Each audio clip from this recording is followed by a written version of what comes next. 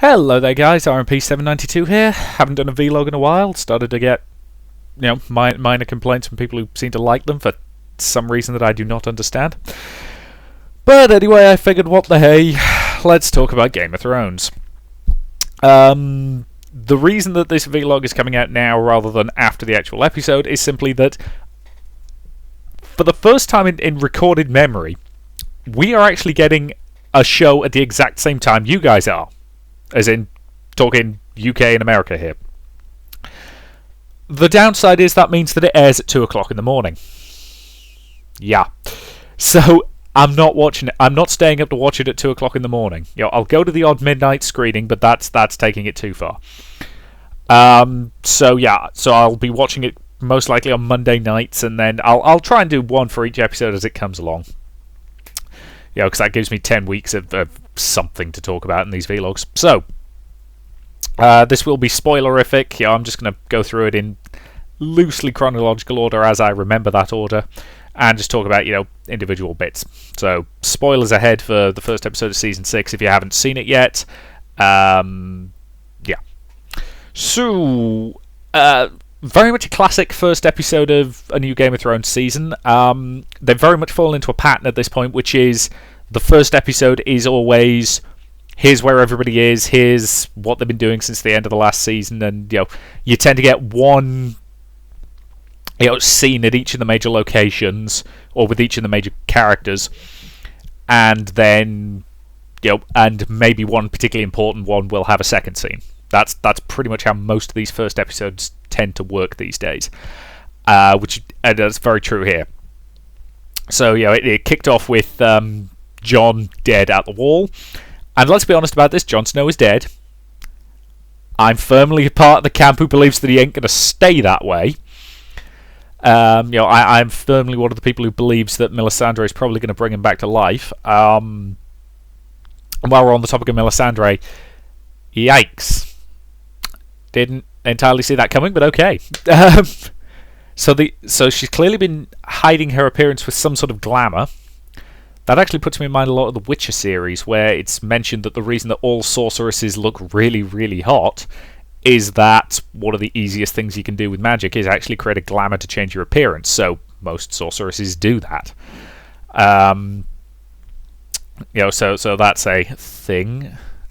One of the things I spotted on Twitter before actually seeing the episode was somebody saying, okay, Game of Thrones, I'm not convinced we needed to see that. So, it wasn't a spoiler or anything, so it didn't give anything away, other than the fact that there was going to be something that we probably didn't really need to see. I'm assuming it was that last scene they were probably talking about. Let's be honest. And just watching the episode, and then at the end when Melisandre's taking her clothes off, I'm just thinking, good lord, I think we almost made it through an entire episode without any nudity. Anyway. So yes, she's clearly not all she appears, but we've known that for a hell of a long time. So she's obviously a lot older than she appeared, but then again there's been rumours and fan theories bouncing around about that for absolutely ages, so it doesn't really surprise me. The extent to which they did that definitely worked, and that it was a very good, very creepy scene. Because let's face it, Melisandre's faith has basically been smashed at this point. She genuinely, for all her faults, she genuinely believes in her religion, and she genuinely believed that Stannis was the guy to save the world. So now that he's dead, her faith is shattered. So a lot of people were basically assuming that 5 minutes in she was going to turn up and resurrect Jon, but nope. I suspect they're going to drag it out for a little while, probably 2 or 3 episodes, but eventually she's going to get her faith back, probably by resurrecting Jon. So that's a thing. The Night's Watch is pretty much on the verge of civil war with itself, which is the worst possible thing they could be doing at the moment. Admittedly, murdering Jon was also a very stupid thing for them to do, but actually, one person did tell me I should stop drinking in these things, because apparently I sip water in a very snobbish way or something like that. I don't know how exactly you drink in a way other than how I do, but oh well. So I'll try not to drink too many times, but if my throat gets dry, I will drink. This is how this works. So that's going on up at the Wall. the Civil War is probably going to be a very, very bad thing, because let's face it, hideous monsters on the way kind of need you to all stop pissing around and actually fight them, or you're all going to get killed. I genuinely could see the show ending with them all getting killed by their own stupidity and just getting steamrolled by the White Walkers, purely because that seems like the kind of thing that R.R. Martin would do. So yeah, where was it after that? Was it down to King's Landing next? Not sure. Anyway, let's talk about King's Landing. So yeah, Cersei lost another daughter, or lost her daughter, and so she's lost another child, and she's really starting to lose it. I'm pleasantly surprised she didn't immediately start yelling and screaming how they needed to go and kill everyone in Dorne for this. But yeah, so losing Myrcella, I feel kind of sad about that, because let's face it, Myrcella was a good kid. There was nothing wrong with her. Joffrey was a sadistic monster who, frankly, we were all laughing when he died. Myrcella, no, she was a good kid. And the stuff going on in Dorne, let's slide over into that. Very much the foolish. Yeah, again, it's foolish desires for vengeance instead of peace.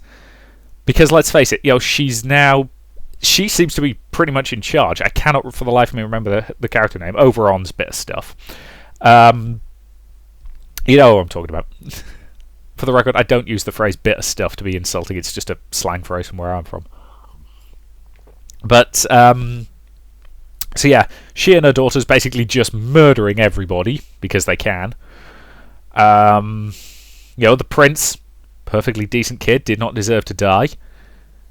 Can't remember the character name again, so I'm just going to call him Dr. Bashir.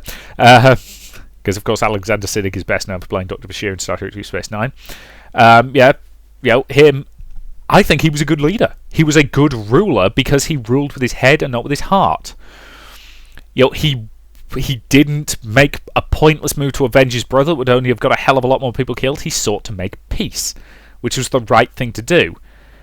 Unfortunately, that's gone and got him killed. So, yeah. So yeah, Dorne's going to hell in a handbasket, and Christ knows what the hell's going to happen there. I suspect it's going to be messy.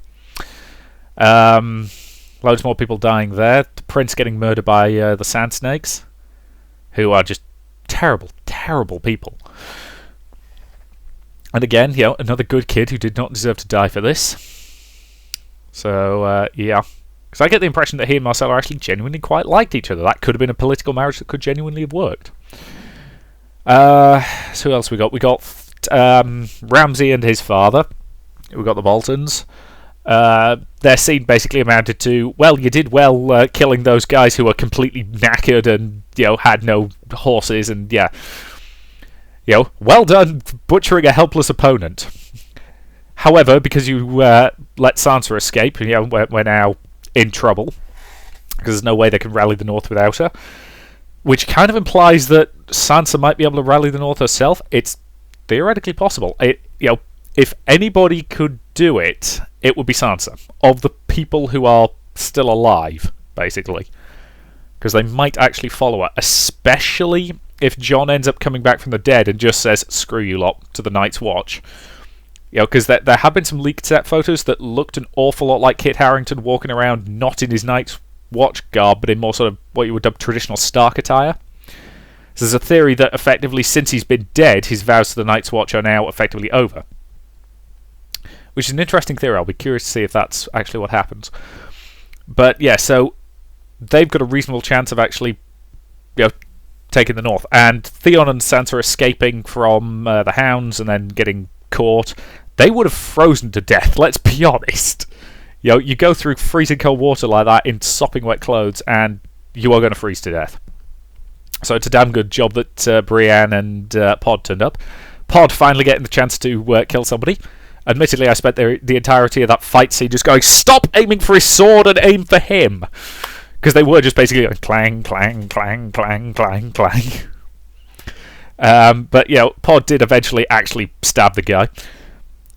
And Brienne killed a few people, which is Brienne in a nutshell. That's what she does. She is awesome. My comment was, not exactly a knight in shining armour, but she'll do. Largely, she's definitely a knight. Her armour's not shiny, but she gets the job done. And let's be honest, Oathkeeper is a gorgeous prop. The handle's definitely over-designed, but it is a gorgeous prop. Actually, you could say that about a lot of the sort of over-designed swords on this show. But anyway, yeah. So that was a good scene. Nice to have those two together, and hopefully they'll do some interesting stuff with that quartet now. As I suspect they're going to head to the wall, because let's face it, of the places they could theoretically be safe, Castle Black would probably. Well, I would say Castle Black would take them in, but given the current ongoing potential civil war bollocks, I genuinely don't know. Could go either way. So yeah, who else we got? We had Tyrion. We had Tyrion and Varys just wandering around that bloody city, just realising that everything's continuing to go to hell. I quite like the cute moment where the woman thought that Tyrion was trying to buy her baby so he could eat it.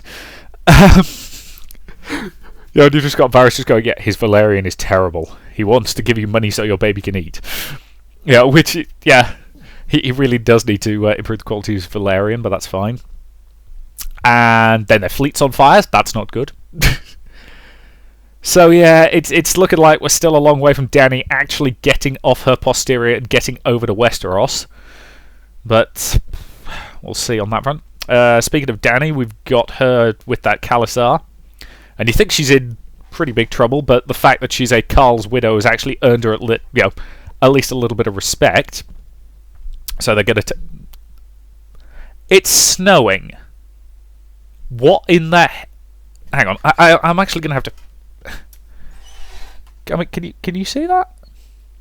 That is snow. That is ridiculous. It's the middle of April. Ugh. Anyway. Good. But yeah, so that is really heavy snow actually. Anyway, but yes, so the fact that she's Khale's widow has earned her a bit of respect, and they're going to take her to effectively the Dothraki home and stick her in the temple with the rest of the Khale's widows. And is it just me, or were they doing a version of the Spanish Inquisition sketch? As in the Monty Python Spanish Inquisition sketch, where the comment is, our main weapon is fear and surprise. Our two main weapons are fear, surprise, and a ruthless devotion to the Pope. Our three main weapons... And they were doing that where, he eventually it gets down to seeing a beautiful woman naked for the first time is one of the 5 best things in life. And they sort of go, yeah, okay. That felt like the Spanish Inquisition sketch, but it was, I'll admit, it was funny. It diffused the tension of the situation a little bit, but also it was still really creepy. But yeah, so that was, again, a good scene, setting up some interesting stuff for the future, which it really does sum up this episode. There was nothing in this episode that was bad, but it's all set up, no payoff. The scene with Arya where she's now blind and, begging on the street, and then her...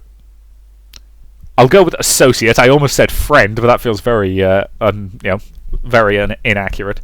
Basically comes along and starts beating her up with a stick. So yeah, Arya's going to have to get her Daredevil on. She's going to have to learn to listen before she'll eventually be allowed to see again, I suspect. Or to be fair, they could actually keep her, her blindness be permanent and actually have her basically become Daredevil. I'll be honest, that would be kind of cool because Arya is an interesting character. Incidentally, during the scene with Sansa and Theon when they were running, I half expected Nymeria to turn up. Because let's face it, of the dire wolves that the Stark children adopted, Grey Wind is... No, Grey Wind's dead, because Grey Wind was with Robb.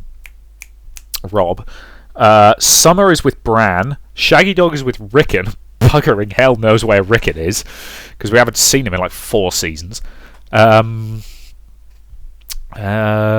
Ghost is with Jon, and is currently guarding Jon's body.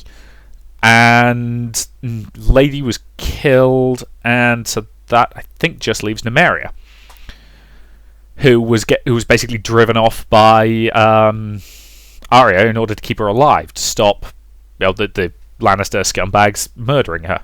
So instead they murdered Lady for no good reason at all. So I was kind of half expecting Nymeria to turn up.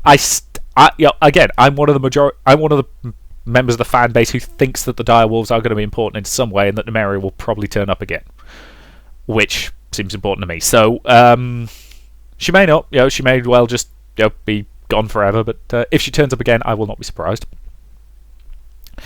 But anyway, I feel like I'm missing at least one or two scenes out.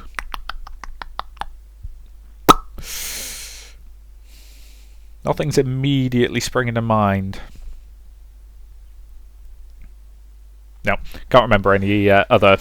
Can't remember anything else that was particularly important. So, well, yeah, you did have Jorah and what's his face, following after Dany. But again, that's just a reminder that they exist, and they know she's been taken by a Khalasar.